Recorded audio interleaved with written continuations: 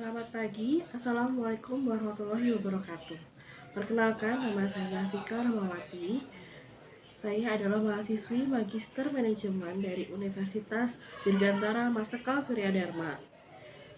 Hari ini saya akan menjelaskan tentang bab 5 mengenai analisis alur kerja dan analisis strategi kerja dalam mata kuliah Manajemen Sumber Daya Manusia. Dan pembimbing adalah Dr. Sri Yanti Yosepa SPD MM. Analisis alur kerja dan analisis strategi pekerjaan. Ikhtisar bab. Bab ini berfokus pada pembahasan konsep analisis alur kerja dan analisis pekerjaan. Ini membahas signifikansi tujuan dan langkah-langkah yang terlibat dalam alur kerja dan analisis pekerjaan. Selanjutnya, melakukan diskusi tentang pergeseran konsep dan praktik dari tradisional analisis pekerjaan hingga analisis pekerjaan strategis. Tema seperti the jobbing, pemodelan pekerjaan strategis atau SJM, dan pemetaan kompetensi dibahas berdasarkan analisis jabatan strategis. Tujuan pembelajaran. Yang pertama, untuk membiasakan diri dengan konsep analisis alur kerja dan analisis pekerjaan. Yang kedua, untuk mengembangkan pemahaman tentang kebutuhan, signifikansi, tujuan, dan hasil dari analisis alur kerja dan analisis pekerjaan. Untuk memahami alasan mengapa dan bagaimana analisis pekerjaan tradisional telah berkembang menjadi analisis pekerjaan strategis. Untuk memahami konsep-konsep seperti the jobbing, SJM, dan pemetaan kompetensi dalam analisis pekerjaan strategis. Pembukaan cerita. Masa depan pekerjaan. Dunia kerja sedang mengalami proses perubahan besar. Ada beberapa kekuatan mengubahnya, dari kemajuan teknologi dan dampak perubahan iklim ke perubahan karakter produksi dan pekerjaan.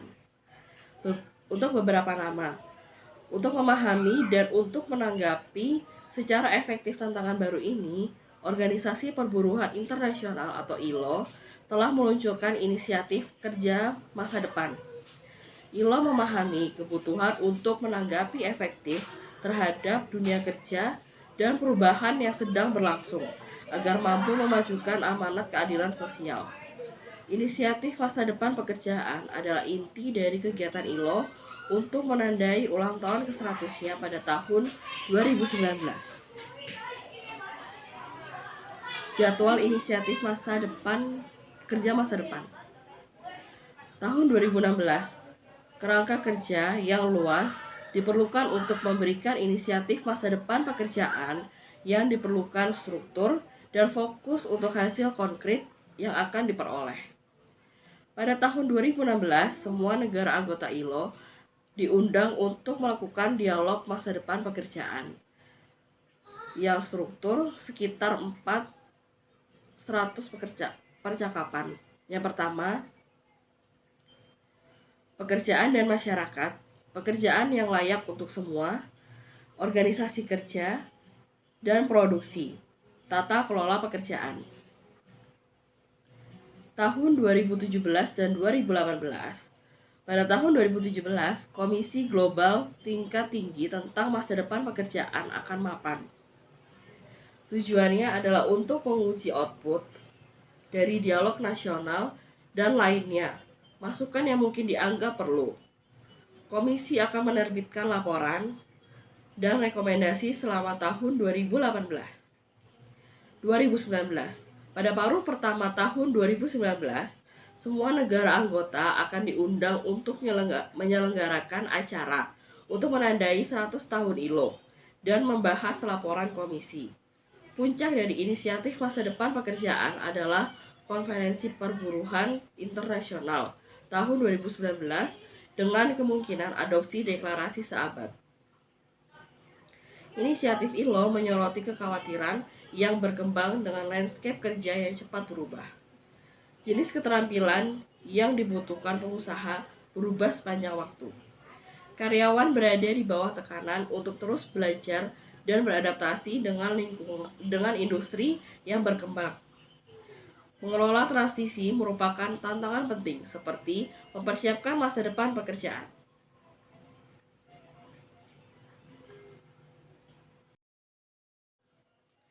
masa depan kerja, dan manajemen talent. Ini adalah bab pertama dari bagian buku yang merangkum inti dasar manusia manajemen sumber daya. Beberapa bab berikutnya akan fokus membahas sumber daya manusia melalui alur proses yang mencakup diskusi tentang aktivitas SDM seperti analisis alur kerja, analisis pekerjaan, penempatan staf seperti rekrutmen, seleksi dan penempatan, pelatihan, penilaian kinerja, pengembangan karir, dan kompensasi. Penting pada titik ini untuk mengklarifikasi bahwa buku ini ada di strategi HRM atau SHRM dan bukan HRM person. Fokus buku ini adalah untuk memungkinkan pembaca untuk memahami aspek strategis HRM. Buku teks tradisional tentang HRM berurusan dengan diskusi konsep, teori, dan kerangka kerja yang terkait dengan aktivitas yang berbeda dalam aliran SDM. Bagaimanapun, menyelidiki dimensi strategis jangka panjang dari kegiatan SDM ini.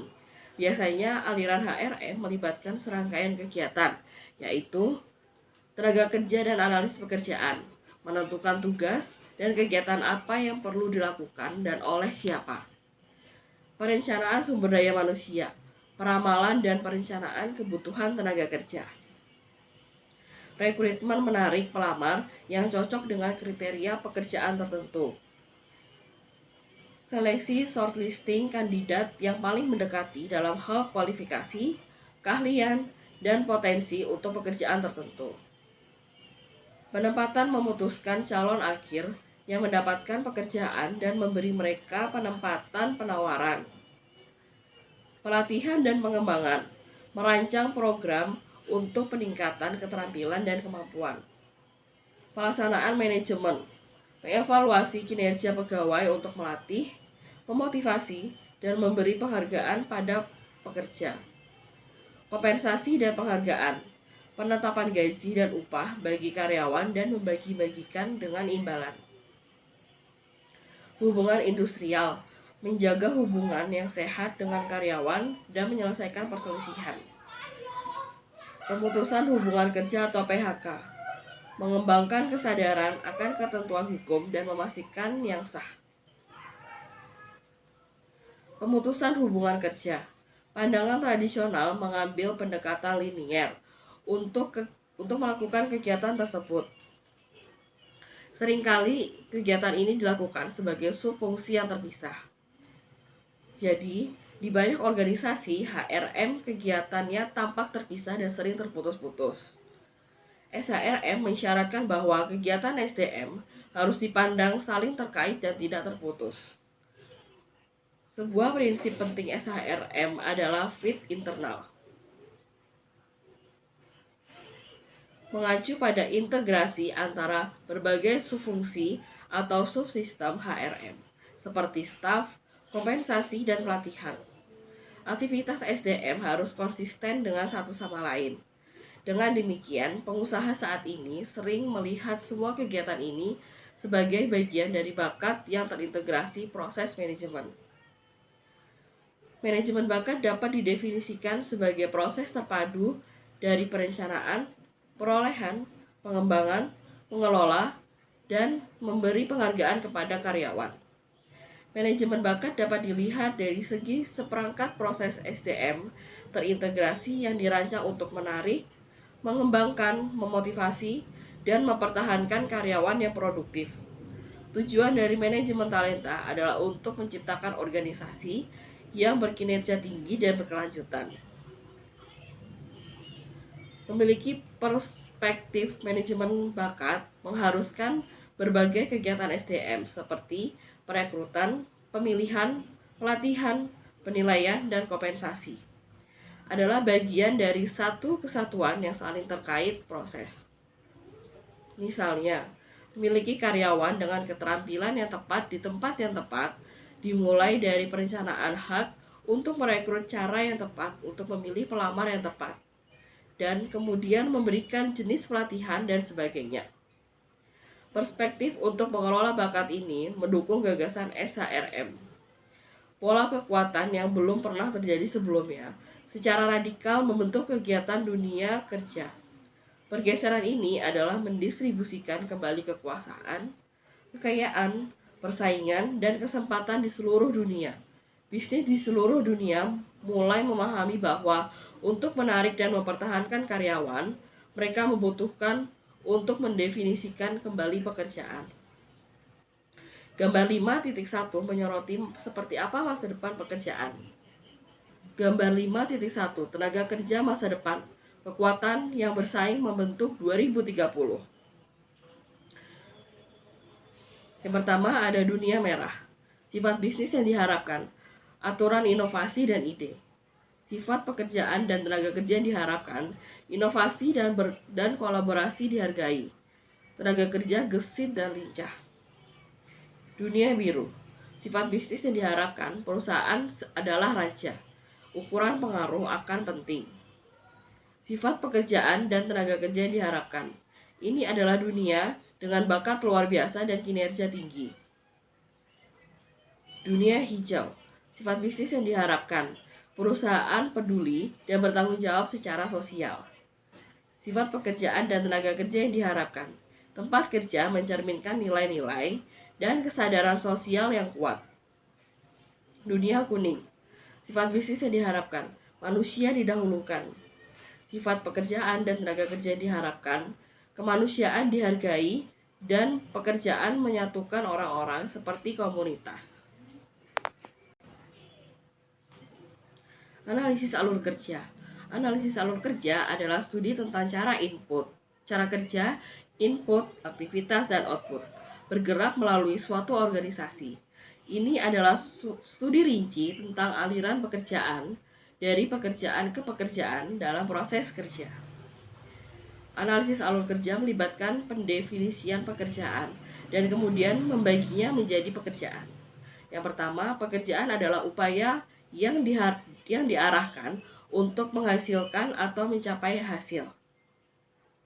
Yang kedua, pekerjaan itu pengelompokan tugas dan tanggung jawab yang merupakan pekerjaan total dari suatu perusahaan karyawan.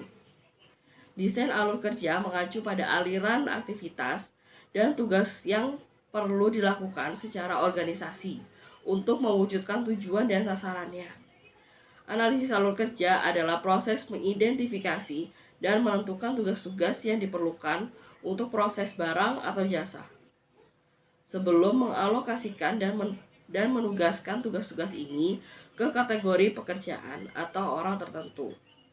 Hanya setelah menyeluruh pemahaman tentang desain alur kerja, dapatkah seorang manajer membuat keputusan berdasarkan informasi tentang bagaimana merancang tugas dan aktivitas yang akan dilakukan oleh orang dalam alur kerja tersebut. Ini penting untuk melakukan jenis analisis ini secara teratur untuk memastikan bahwa inkonsistensi dan inefisiensi dalam tugas dapat diidentifikasi dan tugas baru dapat dirancang untuk mencapai perubahan organisasi, tujuan, dan persyaratan. Analisis alur kerja sangat berguna karena memberikan informasi kepada manajer untuk memahami semua tugas yang diperlukan untuk melaksanakan suatu proses serta keterampilan yang diperlukan untuk melakukan tugas-tugas tersebut. Organisasi mendapat manfaat dari alur kerja karena memastikan bahwa tujuan adalah dicapainya untuk melalui pemanfaatan sumber daya yang optimal. Hal ini pada gilirannya meningkatkan efisiensi dan produktivitas. Alur kerja terdiri dari pola aktivitas yang diatur dan dapat diulang melalui sistematika pengaturan sumber daya menjadi proses yang mengubah input menjadi output. Dapat digambarkan sebagai urutan tugas dan kegiatan yang perlu dilakukan dalam suatu organisasi untuk mendapatkan produk akhir. Sederhananya, alur kerja adalah proses yang digunakan perusahaan untuk mendapatkan sesuatu selesai. Dengan memahami setiap langkah, analisis alur kerja dapat membantu dalam menentukan inefisiensi dalam departemen tertentu atau di seluruh organisasi. Misalnya, hasil kerja untuk perusahaan mobil dapat berupa mobil. Masukan atau bahan baku untuk perakitan mobil mencakup berbagai bagian, seperti roda kemudi, ban, panel pintu, dan sebagainya. Pada keterampilan manusia dan peralatan. Keterampilan manusia mengacu pada pengetahuan, keterampilan, kemampuan, dan upaya yang diperlukan untuk melakukan tugas. Peralatan bisa berupa teknologi, mesin, fasilitas, dan sistem yang diperlukan untuk mengubah bahan mentah menjadi produk akhir. Proses akan melibatkan konversi input menjadi produk akhir, misalnya mobil. Sama seperti setiap organisasi, memiliki alur kerja yang ditentukan dalam hal input, proses, dan output. Setiap departemen juga memiliki alur kerja sendiri. Departemen atau unit yang berbeda dalam suatu organisasi mungkin memiliki alur kerja yang berbeda, tergantung pada tujuannya. Misalnya, operasi departemen akan peduli dengan kegiatan seperti memperoleh bahan baku, memelihara tingkat persediaan yang tepat, merancang tata letak proses, dan mengubah input menjadi produk akhir. Demikian juga, Departemen Akuntansi akan memiliki prosesnya sendiri untuk melacaknya tagihan yang harus dibayar, tagihan yang harus dikirim, piutang yang harus ditagih, dan pembayaran yang harus dilakukan. Definisi yang jelas dari alur kerja ini membantu setiap departemen atau unit mengidentifikasi aktivitasnya sendiri, proses, dan kiriman. Gambar 5.2 mengilustrasikan alur kerja sederhana dari sebuah organisasi. Yang pertama, input. Input ada orang, bahan, dan peralatan. Prosesnya terdiri dari teks, aktivitas, dan metode. Hasilnya berupa barang dan jasa. Input, proses, dan hasil memiliki hubungan timbal balik. Contohnya, dalam proses pembuatan kawat gigi baru, seorang dokter harus menyiapkan bahan dan peralatan untuk membuat kawat gigi hingga siap untuk diberikan kepada pasien. Hubungan ini akan timbal balik karena pasien akan membayar untuk membuat kawat gigi yang baru.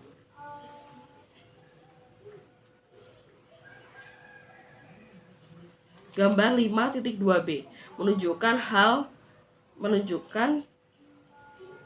hal yang terkait alur kerja Departemen SDM.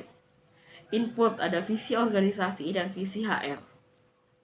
Prosesnya terdiri dari staf tenaga kerja, yaitu pengarahan, seleksi dan penempatan, pelatihan dan pengembangan, penilaian kinerja, dan kompensasi. Hasilnya berupa kinerja tinggi dan budaya kerja. Hubungan tersebut saling timbal balik. Agar berhasil, bisnis harus fleksibel dan perlu berkembang dengan mengikuti dengan perubahan yang terjadi di luar. Seringkali beberapa tim fungsional atau anggota yang berbeda departemen dan unit harus bekerja sama untuk menyelesaikan tujuan organisasi.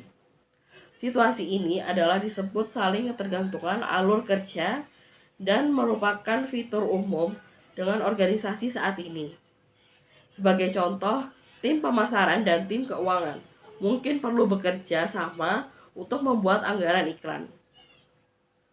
Rencana analisis alur kerja yang jelas mungkin diperlukan dalam situasi saling ketergantungan seperti itu untuk menentukan metode komunikasi dan berbagai sumber daya yang ideal.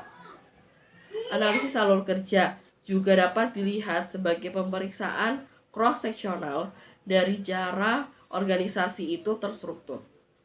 Tujuan dari analisis alur kerja adalah untuk mengetahui aktivitas apa yang perlu dilakukan untuk mencapai tujuan organisasi, bagaimana dan oleh siapa kegiatan tersebut dilakukan, dan apakah tugas-tugas tersebut perlu dihilangkan. Ini menyederhanakan upaya tenaga kerja. Tujuan dari penataan organisasi adalah untuk menetapkan tanggung jawab berdasarkan analisis alur kerja, mengalokasikan wewenang untuk melaksanakan tugas, dan menentukan siapa yang akan melapor kepada siapa. Langkah-langkah dalam analisis alur kerja. Melakukan analisa alur kerja bukanlah hal yang sederhana untuk dilakukan. Ini membutuhkan pengawasan yang cermat dan pemahaman situasi bisnis. Bisnis yang berbeda akan memerlukan orientasi yang berbeda untuk analisis alur kerja. Namun analisa alur kerja tipikal akan melibatkan beberapa langkah dasar seperti di bawah ini. Yang pertama, memahami tujuan dan strategi bisnis. Analisis alur kerja biasanya akan dimulai dengan proses memahami tujuan dan strategi perusahaan. Ini memberikan titik awal yang baik untuk bekerja.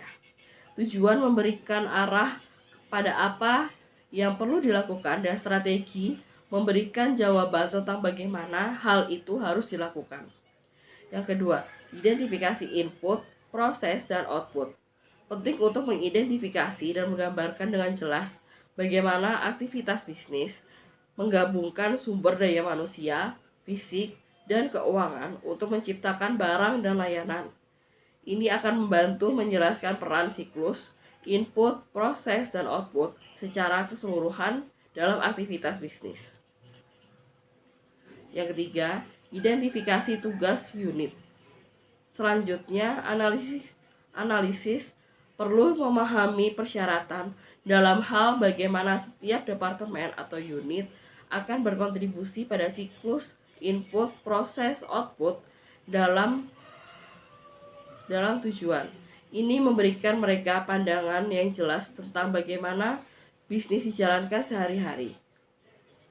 Segala sesuatu mulai dari sumber daya manusia dan manufaktur hingga keuangan dan pemasaran terlihat di dekat sampai ke bagaimana setiap tugas diproses. Yang keempat, mendokumentasikan waktu, sumber daya, dan upaya yang diperlukan. Langkah selanjutnya akan melibatkan daftar dan mendokumentasikan beberapa banyak waktu dan usaha yang dibutuhkan untuk setiap tugas, serta beberapa banyak biaya bisnis untuk menyelesaikan tugas ini. Analisis bisnis alur kerja akan dapat dilihat kegiatan mana yang dibutuhkan dan mana yang sebenarnya lebih banyak merugikan daripada kebaikan atau telah menjadi usang dan dapat ditingkatkan. Siapkan alur kerja akhir. Setelah menghabiskan waktu yang diperlukan untuk mengenal tugas-tugas perusahaan dari tingkat terendah ke tingkat tertinggi dalam organisasi. Alur kerja analisis akhirnya akan dapat menyusun rencana komprehensif yang akan mendokumentasikan langkah terbaik yang harus diambil perusahaan untuk mencapai hasil yang paling efisien dan produktif. Desain pekerjaan, desain ulang pekerjaan, dan analisis pekerjaan. Istilah desain pekerjaan, desain ulang pekerjaan, dan analisis pekerjaan memiliki arti yang tumpang tindih dan sering digunakan secara bergantian. Ada perbedaan yang halus namun penting antara istilah-istilah ini. Desain pekerjaan mengacu pada pengorganisasian tugas dan tanggung jawab ke dalam unit kerja yang produktif. Ini melibatkan isi pekerjaan dan efek pekerjaan pada karyawan. Mengidentifikasi komponen pekerjaan tertentu merupakan bagian integral dari desain pekerjaan. Desain pekerjaan dapat mempengaruhi kinerja dan pekerjaan kepuasan, karena orang lebih puas dengan konfigurasi pekerjaan tertentu daripada dengan orang lain. Penting untuk dapat mengidentifikasi apa yang membuat pekerjaan baik. Model yang menunjukkan bagaimana membuat pekerjaan lebih memotivasi adalah model karakteristik pekerjaan dikembangkan oleh Richard Hackman dan Greg Oldham. Model ini menggambarkan pekerjaan dalam 5 hal, yaitu yang pertama, keragaman keterampilan. Sejauh mana suatu pekerjaan memerlukan berbagai keterampilan untuk melaksanakan tugas terlibat. Yang kedua, identifikasi tugas. Sejauh mana suatu pekerjaan memerlukan penyelesaian keseluruhan pekerjaan dari awal hingga akhir. Misalnya, membangun seluruh komponen atau menyelesaikan keluhan. Yang ketiga, signifikansi tugas. Sejauh mana pekerjaan memiliki dampak penting pada kehidupan orang lain. Yang keempat, otonomi. Sejauh mana pekerjaan memungkinkan individu untuk membuat keputusan tentang cara pekerjaan akan dilakukan. Yang kelima, umpan balik. Sejauh mana seseorang menerima informasi yang jelas tentang kinerja efektivitas dari pekerjaan itu sendiri. Menurut model karakteristik pekerjaan, semakin banyak dari masing-masing karakteristik ini, suatu pekerjaan memiliki semakin memotivasi pekerjaan itu. Model memprediksi bahwa seseorang dengan pekerjaan seperti itu akan lebih puas dan akan menghasilkan pekerjaan yang lebih banyak dan lebih baik. Respon individu terhadap pekerjaan berbeda-beda. Sebuah pekerjaan mungkin memotivasi untuk satu orang, tapi tidak untuk orang lain. Pekerjaan yang memberikan sedikit kebebasan mungkin tidak memuaskan kebutuhan individu untuk menjadi kreatif atau inovatif. Oleh karena itu, manajer menyadari bahwa memahami karakteristik pekerjaan membutuhkan banyak perspektif yang lebih luas daripada yang terjadi di masa lalu. Mempertahankan kecocokan orang pada pekerjaan yang tepat adalah hal yang sederhana, tetapi konsep penting yang melibatkan pencocokan karakteristik orang dengan karakteristik pekerjaan. Berhasil dan terus-menerus membentuk kembali orang tidak selalu merupakan hal yang mudah untuk dilakukan. Pekerjaan desain ulang dengan demikian dilakukan untuk memastikan kecocokan orang dan pekerjaan yang lebih baik, sehingga pekerjaan itu menarik untuk dipegang. Desain ulang pekerjaan adalah strategi yang diikuti oleh banyak perusahaan di India seperti Wipro, Invoice, Mahindra & Mahindra, dan Max India untuk mengimbangi perubahan lingkungan dan tuntutan. Konsep tradisional pekerjaan khusus dan pembagian kerja menanamkan efisiensi, tetapi juga menimbulkan kebosanan dan monoton. Beberapa sarjana telah menekankan dehumanisasi aspek pekerjaan, pigeonholing menjadi pekerjaan yang berulang dan membosankan. Desain ulang pekerjaan adalah upaya di mana pekerjaan, tanggung jawab, dan tugas ditinjau dan mungkin dialokasikan kembali di antara staf untuk meningkatkan hasil dan mengurangi monoton. 3 cara atau metode umum untuk mendesain ulang pekerjaan karyawan adalah job pengayaan, perluasan pekerjaan, dan rotasi pekerjaan. Perluasan pekerjaan berarti menugaskan pekerja aktivitas tambahan pada tingkat yang sama. Pekerjaan pembesaran adalah strategi desain ulang pekerjaan yang hanya meningkatkan tugas pekerjaan tertentu. Ketika perluasan pekerjaan terbatas karena tidak memberikan tanggung jawab untuk wewenang tambahan yang dilakukan pengayaan pekerjaan, berguna untuk mengurangi beberapa kemonotonan dan terkait dengan melakukan hal yang sama hari demi hari. Pengayaan pekerjaan berarti mendesain ulang pekerjaan dengan cara yang meningkatkan kesempatan bagi pekerja untuk mengalami perasaan tanggung jawab, prestasi, pertumbuhan, dan pengakuan. Rotasi pekerjaan berarti memindahkan pekerjaan secara sistematis dari satu pekerjaan ke yang lainnya. Ini menugaskan pekerja untuk pekerjaan alternatif secara sementara. Ini menyediakan karyawan dengan kesempatan untuk mempelajari hal-hal baru dan dengan demikian mengurangi kebosanan dan kelambanan. Ini praktik bertujuan untuk meningkatkan tanggung jawab dan otonomi, memberikan pengalaman kerja yang berarti, dan meningkatkan variasi keterampilan. Beberapa perusahaan menggunakan pengayaan dan perluasan pekerjaan sebagai strategi lanjutan untuk pekerjaan mendesain ulang. Misalnya, anak perusahaan MNC India seperti Coca-Cola, Nike, Intel, dan Microsoft sering memperkaya dan memperbesar pekerjaan. Di LG, ini telah berfungsi sebagai alat retensi yang efektif untuk bakat. sementara tingkat pengurangan di LG adalah sekitar 8%. Klaim manajemen di sana dapat diabaikan putus sekolah di antara karyawan yang pekerjaannya diperbesar atau diperkaya. Di Philips India, ada fokus pada desain ulang pekerjaan termasuk perluasan pekerjaan dan pengayaan pekerjaan secara berkelanjutan. Beberapa badan pemerintah di India seperti Departemen Pajak Penghasilan dan Kementerian Kebudayaan juga telah memperkenalkan pengayaan dan perluasan pekerjaan.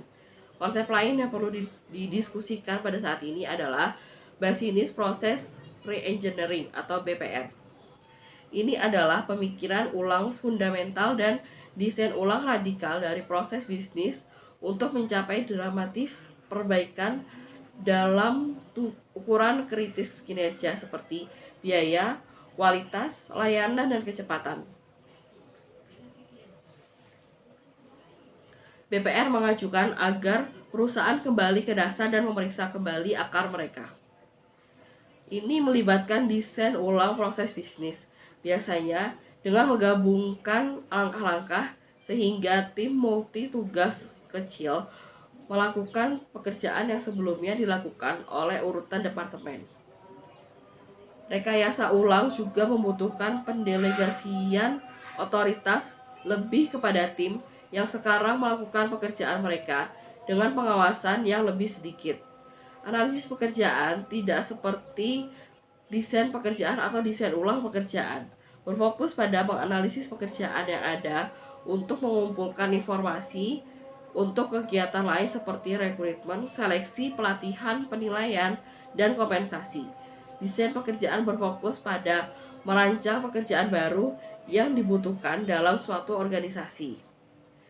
Dengan demikian, desain pekerjaan memiliki orientasi yang lebih proaktif untuk menciptakan pekerjaan, sedangkan analisis pekerjaan memiliki orientasi pengumpulan informasi yang pasif.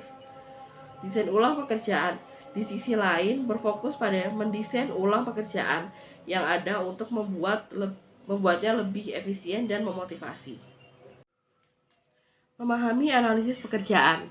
Analisis pekerjaan mengacu pada penentuan tugas-tugas yang terdiri dari pekerjaan serta keterampilan, pengetahuan, dan kemampuan yang dibutuhkan pekerja untuk kinerja yang sukses.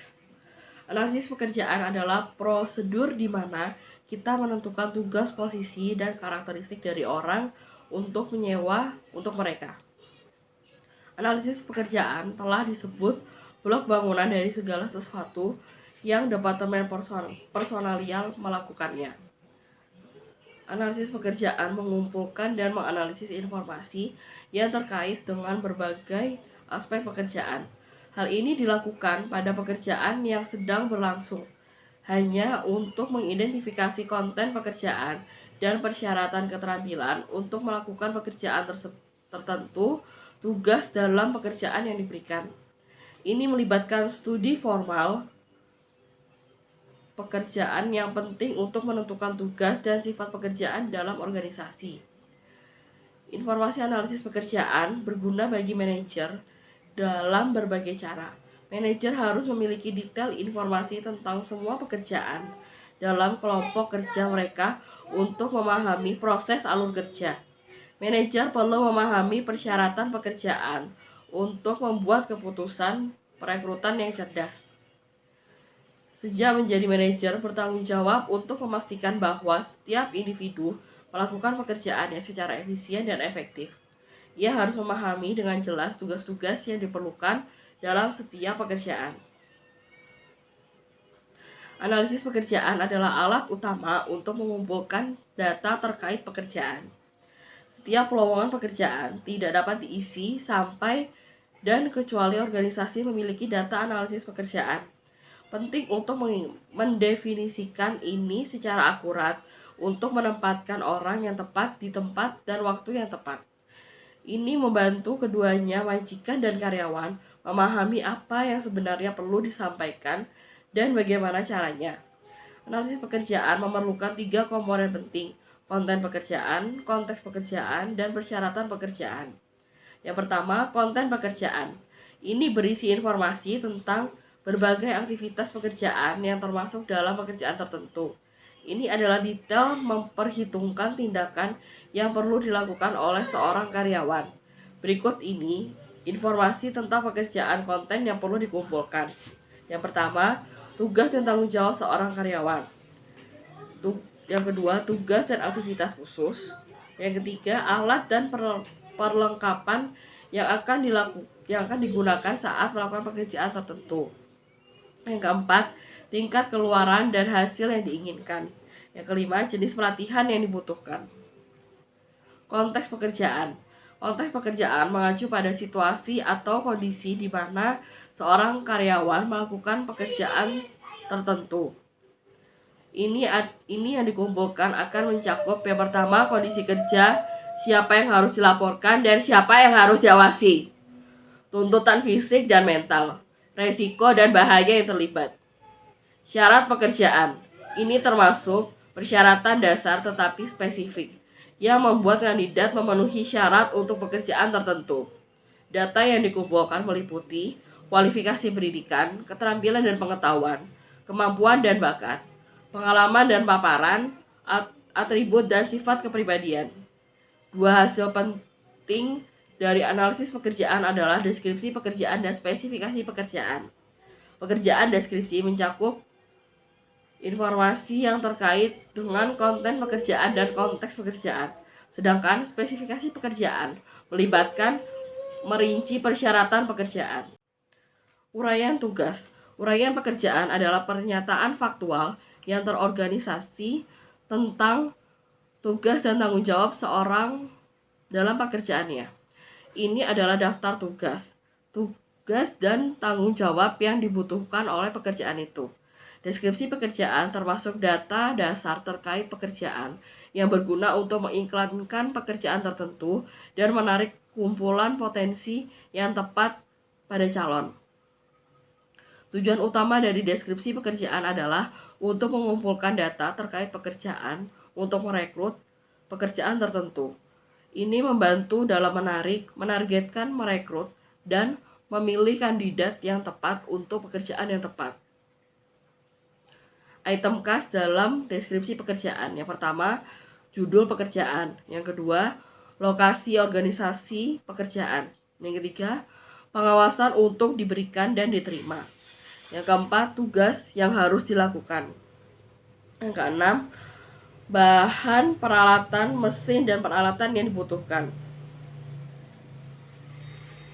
Selanjutnya, penunjukan atasan, langsung, dan bawahan. Lalu tingkat kerja, termasuk gaji, tunjangan, bonus, upah insentif, cara pembayaran, jam kerja, shift, istirahat, dan sebagainya. Kondisi kerja yaitu lokasi, waktu, kecepatan kerja, dan bahaya kesehatan. Fasilitas pelatihan dan pengembangan, definisi istilah yang tidak biasa yang terlibat dalam pekerjaan. Spesifikasi pekerjaan dikenal sebagai spesifikasi karyawan. Spesifikasi pekerjaan adalah pernyataan tertulis tentang minimum kualifikasi karyawan yang diperlukan untuk mewakili kepemilikan manusia, minimum yang dapat diterima kualitas oleh calon karyawan untuk melakukan suatu pekerjaan. Ini adalah daftar pengetahuan, keterampilan, kemampuan, dan karakteristik lain atau KSO yang harus dimiliki seorang individu untuk melakukan pekerjaan. Ini termasuk kualifikasi pendidikan, kualitas khusus, pengalaman, keterampilan yang dibutuhkan untuk melakukan pekerjaan, peran terlibat dalam pekerjaan, dan tuntutan sensorik yang tidak biasa lainnya. Ini juga termasuk kesehatan umum, mental kesehatan, kecerdasan, bakat, penilaian, kemampuan emosional, kemampuan adaptasi, fleksibilitas, nilai-nilai dan etika, budi pekerti dan kreativitas, dan sebagainya. Item khas dalam spesifikasi pekerjaan. Yang pertama, kualifikasi pendidikan, termasuk gelar, diploma, sertifikasi, atau lisensi. Yang kedua, pengetahuan yang dibutuhkan untuk melakukan pekerjaan dengan sukses.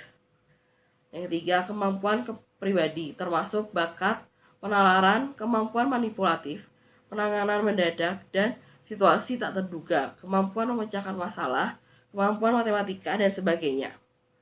Item khusus seperti keterampilan komunikasi, keterampilan IT, keterampilan operasional, keterampilan motorik, keterampilan pemrosesan, dan sebagainya. Karakteristik pribadi seperti kemampuan beradaptasi dengan lingkungan yang berbeda, etos kerja, keinginan untuk belajar dan memahami sesuatu, dan sebagainya. Pengalaman dan paparan sebelumnya dalam melakukan pekerjaan atau industri yang serupa. Deskripsi pekerjaan dan spesifikasi pekerjaan merupakan bagian penting dari informasi analisis pekerjaan. Menuliskannya dengan jelas dan akurat membantu organisasi dan pekerja mengatasi banyak tantangan saat berada di kapal. Gambar 5.3 menyajikan contoh deskripsi pekerjaan dan spesifikasi pekerjaan yang biasanya digunakan dalam organisasi. Contoh, uraian pekerjaan dan spesifikasi pekerjaan. Posisinya manajer HR. Laporannya kepada manajer senior HR. Deskripsi umum untuk membantu HR manajer senior dalam perekrutan, pelatihan, penggajian, SDM database, perhitungan gaji, dan pekerjaan administrasi HR lainnya. Contoh lain, posisinya kasir rumah sakit. Laporannya kepada kepala administrasi rumah sakit. Deskripsi umum untuk membantu mengumpulkan dan menghitung dana masuk dan keluar dalam menjalankan segala proses di rumah sakit. Tugas dan tanggung jawab: melakukan proses rekrutmen, memberikan saran kepada manajer tentang keluhan, kehadiran, dan masalah disiplin, memberikan pengarahan kepada manajer baru tentang kebijakan dan prosedur organisasi, memastikan pemeliharaan semua data penggajian oleh administrator SDM, meninjau dan merevisi kebijakan SDM sesuai dengan perubahan atau undang-undang baru, memelihara dan memperbarui manual kebijakan, buku pegangan karyawan, dan yang terkait dokumentasi. Melakukan program orientasi karyawan baru serta pendidikan dan pelatihan lainnya. Menerima keluhan karyawan dan bertindak sesuai untuk menyelesaikannya. Keterampilan dan spesifikasi. Keterampilan memecahkan masalah, mengartikulasi komunikator, dan kemampuan untuk menafsirkan data tertulis dan statistik. Standar perhatian terhadap detail yang tinggi, komitmen yang kuat untuk layanan karyawan, kemampuan untuk menyampaikan informasi yang sulit dan menantang kepada manajer, pendidikan dan kualifikasi. Gelar sarjana di bidang sumber daya manusia, administrasi bisnis, atau bidang terkait. Gelar master di bidang administrasi bisnis dari lembaga terakreditasi. Pengalaman 1-3 tahun dalam rekrutmen atau administrasi SDM. Data analisis pekerjaan digunakan untuk berbagai aktivitas SDM seperti perencanaan SDM, penempatan staf, pelatihan dan pengembangan, manajemen kinerja, dan kompensasi. Ini berfungsi sebagai dasar untuk semua kegiatan SDM. Gambar 5.4 menggambarkan penggunaan data analisis pekerjaan.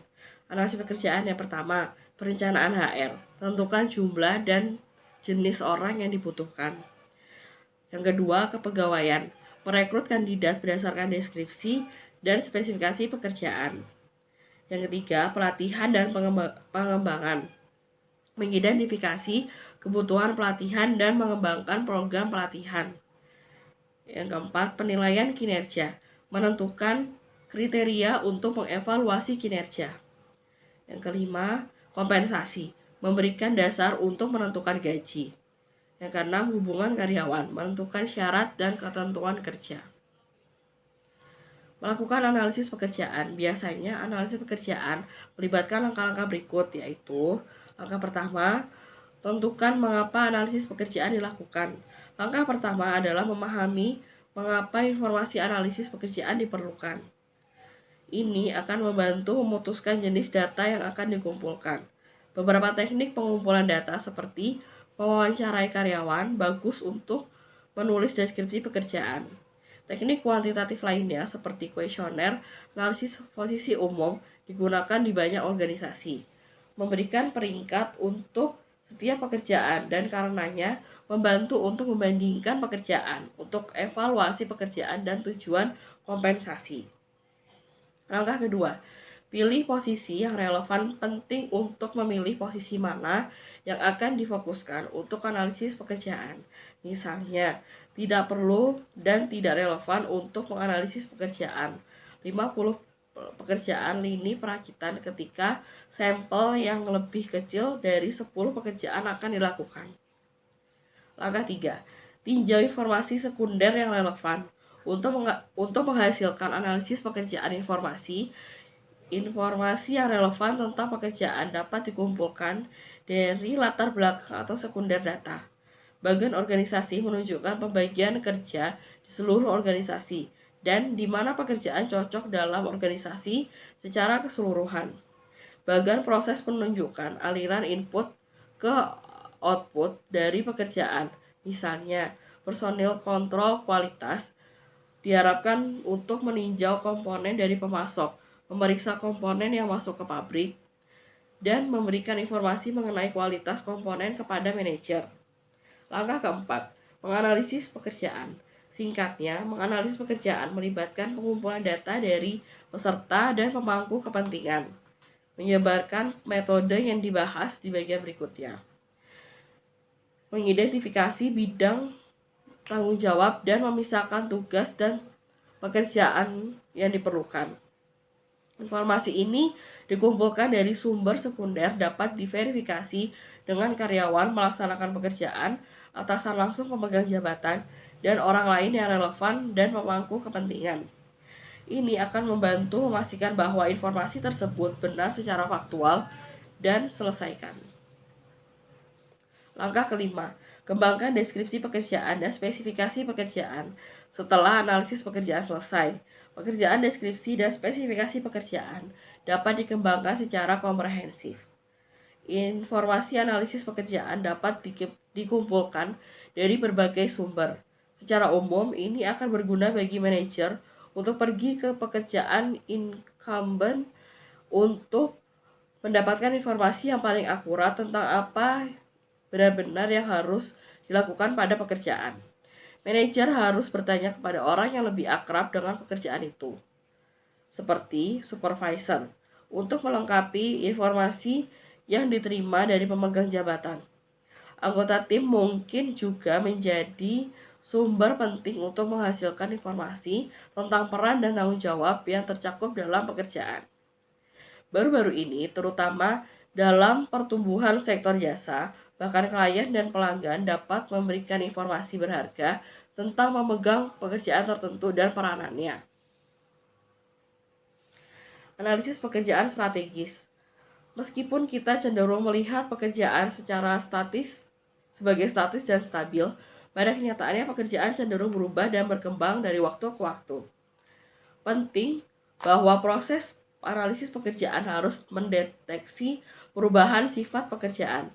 Pemikir SDM tradisional menganggap analisis pekerjaan sebagai aktivitas statis satu kali. Pada kenyataannya, pekerjaan adalah terus berubah. Dengan demikian, deskripsi pekerjaan dan spesifikasi pekerjaan sering menjadi tidak relevan bersama waktu. Kritik berikut terhadap analisis pekerjaan tradisional sering ditunjukkan. Yang pertama, dalam lingkungan yang cepat berubah. Pada saat deskripsi pekerjaan ditulis, mereka sudah kehabisan tanggal. Analisis pekerjaan diatur waktunya, sementara pekerjaan berubah.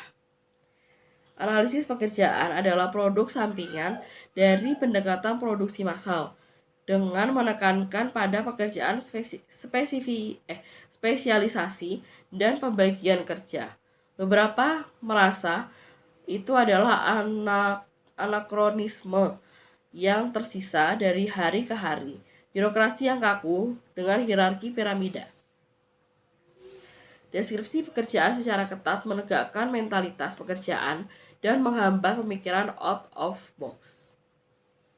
Analisis pekerjaan biasanya independen daripada berfokus pada saling ketergantungan pekerjaan. Dalam saat ini, Ada fokus pada kerja tim dan aksi kelompok. Jadi memiliki pandangan yang terisolasi, pekerjaan tidak membantu. Analisis jabatan biasanya tidak progresif dan tidak menjelaskan bagaimana pertahanan dapat tumbuh dalam pekerjaan. Beberapa orang merasa bahwa analisis pekerjaan sering dilakukan oleh staf administrasi SDM yang mungkin tahu sedikit tentang aspek teknis dari setiap pekerjaan. Salah satu masalah utama dengan analisis pekerjaan tradisional dan deskripsi pekerjaan bahwa hal itu dilakukan apa yang dikenal dengan sindrom hukum Parkinson. Hukum Parkinson didasarkan pada pepatah bahwa pekerjaan berkembang untuk mengisi waktu yang tersedia untuk penyelesaiannya, diartikulasikan oleh Cyril Northcote Parkinson sebagai bagian dari kalimat pertama dari esai lucu yang diterbitkan oleh The Economist pada tahun 1955 dan kemudian dicetak ulang dalam buku Hukum Parkinson, Pengejaran Kemajuan. Hukum menunjukkan bahwa pekerjaan dan terutama kertas kerja elastis dalam tuntutan waktu, sehingga membuat orang menghabiskan banyak waktu dalam menyelesaikannya.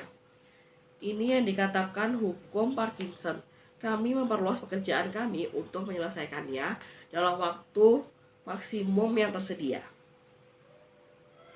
Dalam organisasi hierarki tradisional, sindrom Parkinson di tempat kerja adalah hal yang umum diamati oleh Profesor Parkinson bahwa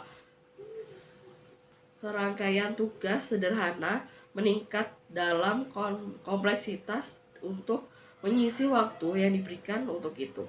Mentalitas itu tercermin dalam kenyataan bahwa manajer sering memberi penghargaan kepada pekerja untuk jam yang dihabiskan daripada hasil yang dihasilkan. Orang yang melakukan statis deskripsi pekerjaan mungkin tampak berfungsi hampir sepanjang waktu, namun hasilnya mungkin masih rendah. Analisis pekerjaan strategis telah membawa perubahan fokus dari pertama, peran fungsional yang sempit menjadi orientasi generalis. Analisis pekerjaan strategis mengamanatkan bahwa fokusnya harus bergeser dari pola pikir sempit, teknis, dan spesialis ke pola pikir yang lebih luas, lebih orientasi generalis untuk pemegang jabatan. Spesialisasi untuk multi keterampilan. Konsep tradisional pembagian kerja melibatkan spesialisasi dalam tugas-tugas individu sehingga para pekerja menjadi sangat mahir di bidangnya. Fokusnya sekarang telah bergeser ke multi keterampilan yang merupakan strategi pemanfaatan tenaga kerja di mana pekerjaan memiliki berbagai keterampilan yang sesuai untuk lebih dari satu proses pekerja dan digunakan fleksibel pada beberapa tugas dan proyek. Deskripsi pekerjaan untuk fluiditas pekerjaan. Pekerjaan menjadi lebih dinamis dalam menjaga dengan persyaratan lingkungan eksternal yang berubah. Cara tradisional untuk mendefinisikan pekerjaan melalui deskripsi pekerjaan statis secara bertahap membuka jalan untuk pekerjaan yang dinamis dan cair tuntutan dan tanggung jawab. Orang tidak lagi mengambil petunjuk dari deskripsi pekerjaan. Sinyal berasal dari tuntutan perubahan lingkungan. Pekerjaan ke profil pekerjaan adalah tugas yang ditentukan secara statis. Sedangkan profil pekerjaan mencantumkan beberapa kompetensi, sifat, pengetahuan, dan pengalaman yang harus dapat ditunjukkan oleh karyawan dalam hal multi keterampilan. Dunia yang kompetitif saat ini menuntut pergeseran fokus dari melakukan pekerjaan untuk mengembangkan profil, tugas, dan peran.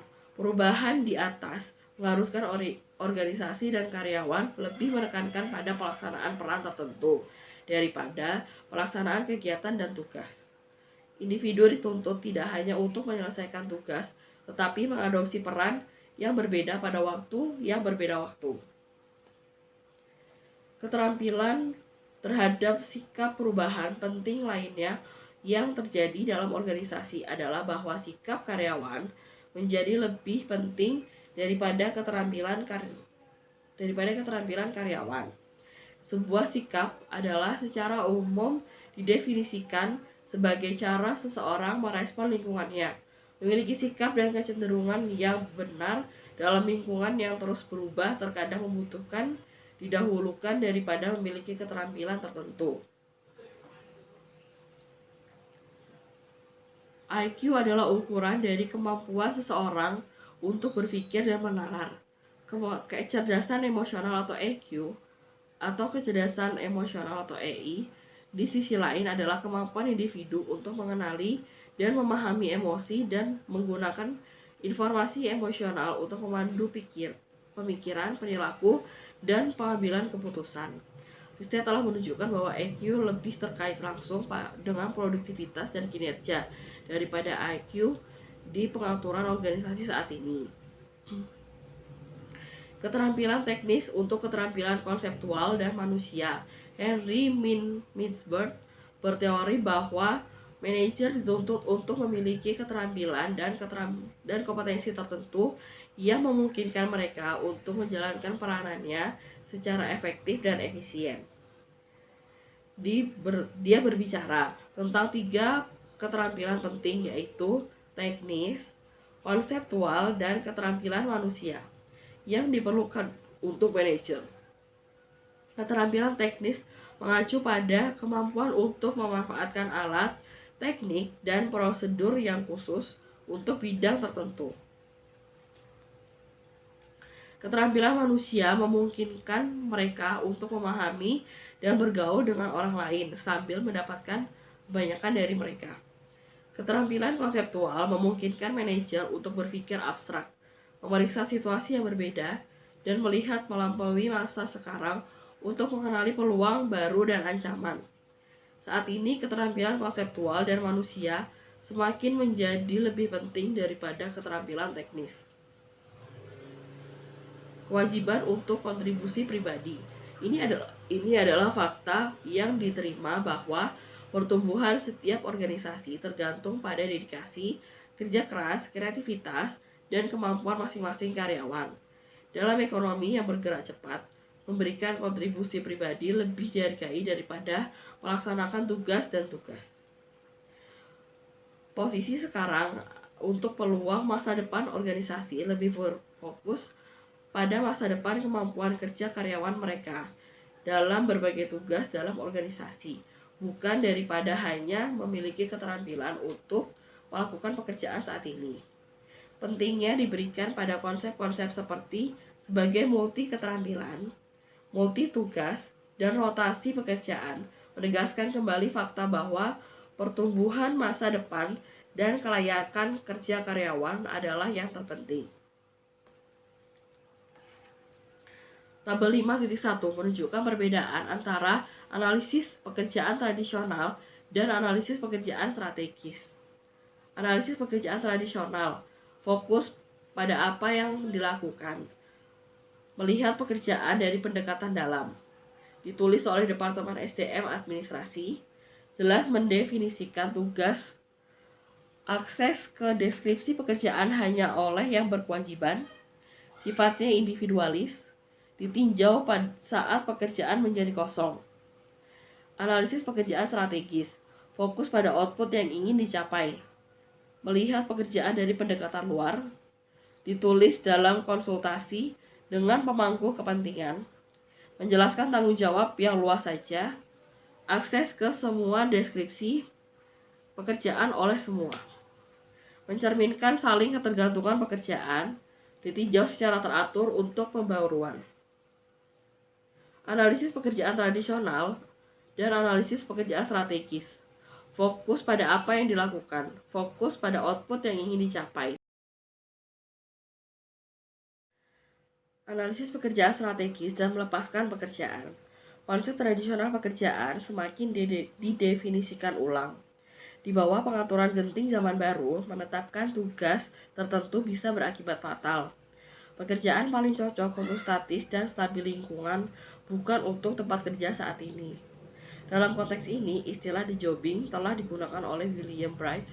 5 kebutuhan akan daya tangkap telah mengaburkan makna konvensional dari pekerjaan. Dalam pengaturan baru, pekerjaan berubah setiap hari sesuai dengan perubahan eksternal.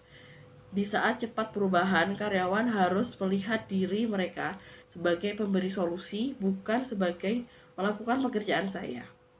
Dengan the jobbing, pekerja dibayar bukan karena kemampuan mereka untuk bekerja pada jam-jam tertentu, melainkan untuk kinerja mereka. Karyawan diberikan keleluasaan dan kebebasan untuk berinovasi dan bereksperimen. Organisasi yang tidak bekerja mempersiapkan karyawan mereka bukan untuk pekerjaan hari ini, tetapi untuk peran besok. Tingkat the jobbing bervariasi dengan tahap pertumbuhan organisasi. Di perusahaan startup, kekaburan pekerjaan adalah fenomena umum.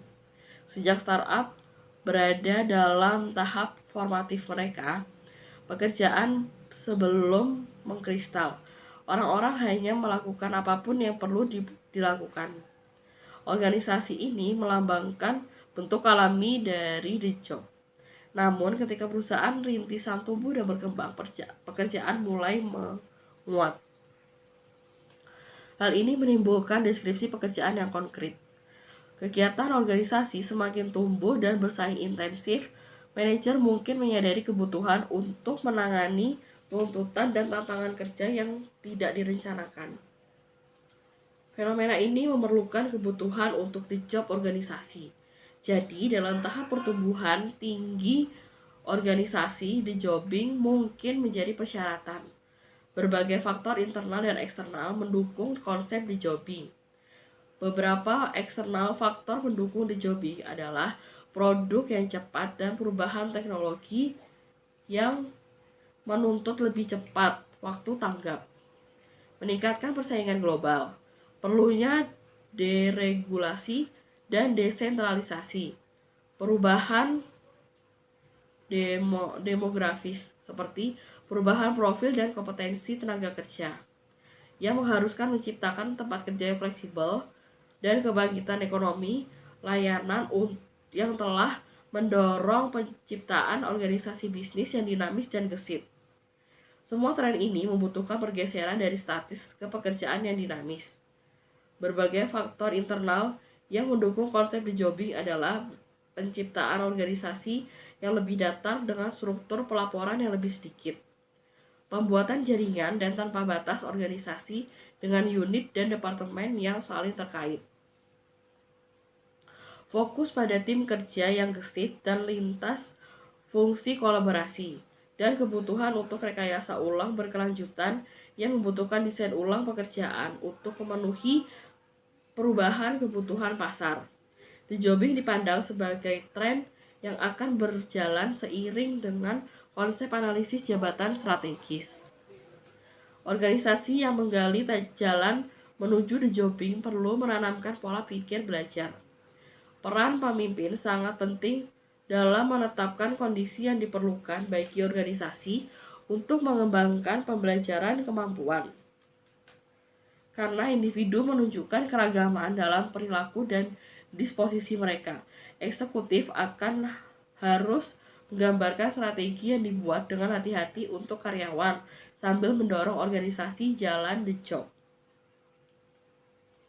Ini membutuhkan penerapan strategi scoping yang bisa diterapkan dan disesuaikan saat melakukan the job.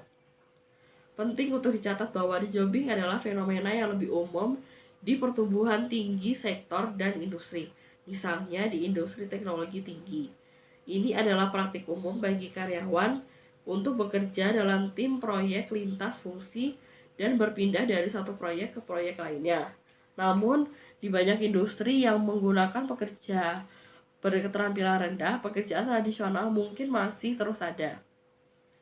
Jelas, itu dua jenis pekerjaan yang berbeda. Pekerjaan operasional berketerampilan rendah dan pekerjaan berteknologi tinggi memerlukan pendekatan yang berbeda. Banyak proses khas yang terkait dengan pelaksanaan tradisi analisis pekerjaan dan penulisan deskripsi pekerjaan dan spesifikasi pekerjaan masih relevan dengan yang berketerampilan lebih rendah berdasarkan tugas jenis pekerjaan rutin. Namun, untuk organisasi yang bergerak cepat di industri di tepi teknologi, deskripsi pekerjaan tradisional sekarang menjadi konsep usang. Karyawan dalam pekerjaan virtual harus dapat berfungsi tanpa deskripsi pekerjaan dan tanpa pedoman tradisional. Profil kompetensi dan pemodelan pekerjaan strategis. Terlepas dari konsep the jobbing, dua konsep terkait lainnya yang perlu didiskusikan dalam konsep analisis jabatan strategis adalah profil kompetensi dan SCM. Profil kompetensi.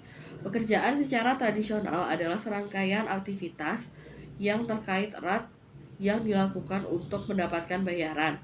Tetapi, seperti yang dibahas sebelumnya, konsep pekerjaan berubah.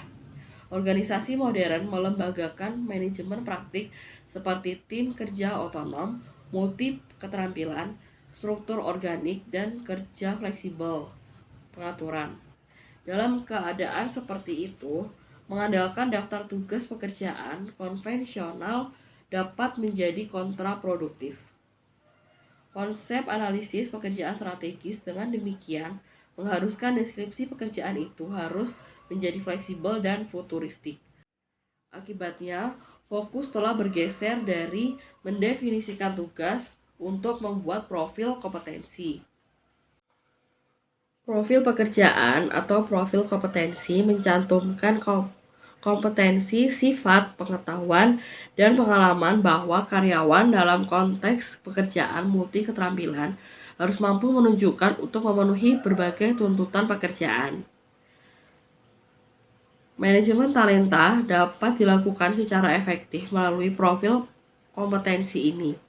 Tujuan menulis profil pekerjaan adalah untuk membuat deskripsi terperinci tentang apa yang diperlukan untuk kinerja yang luar biasa dalam peran tertentu.